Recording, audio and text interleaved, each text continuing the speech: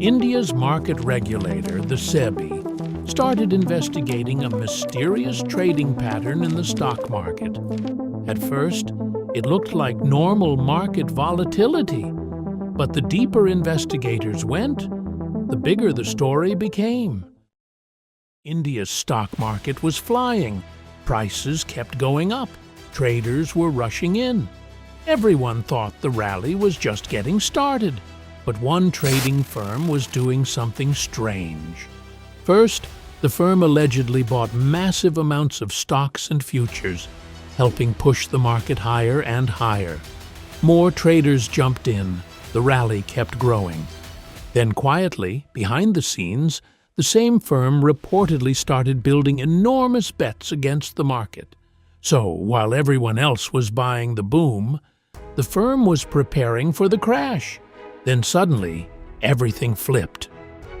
Markets crashed, traders were trapped, fear spread everywhere, and as prices collapsed, the firm's bearish options positions reportedly exploded in value.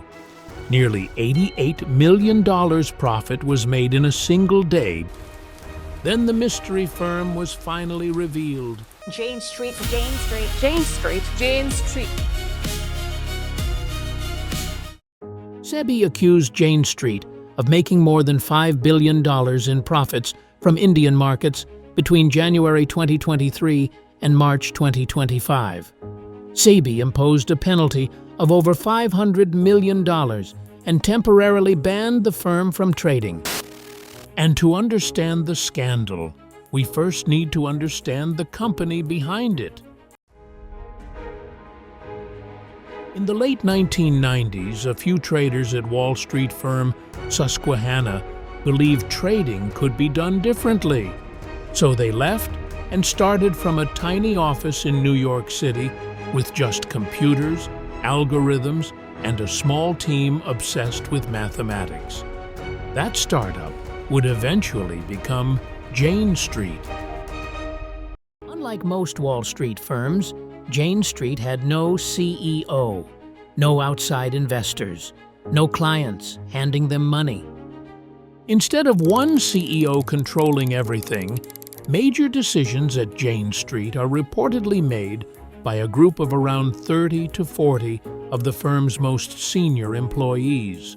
Even today, Jane Street has only around 3,500 employees worldwide.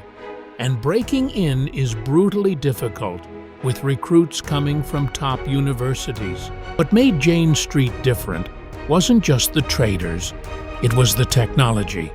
The firm built much of its trading systems using a rare programming language called OCaml, designed for speed and reliability.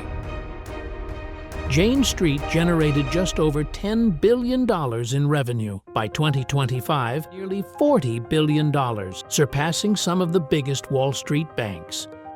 Jane Street's formula was actually simple. Find tiny price differences in the market. Buy low, sell slightly higher, and do it millions of times every single day. To do that, they built ultra-fast systems.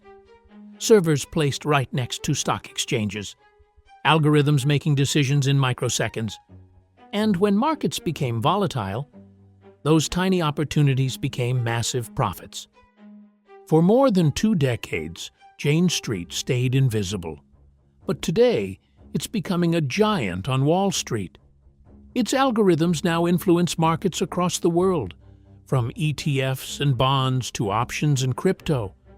And despite the controversies and investigations, the machine just keeps growing.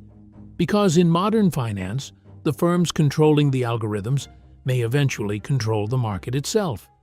And honestly, this might only be the beginning. So here's the real question.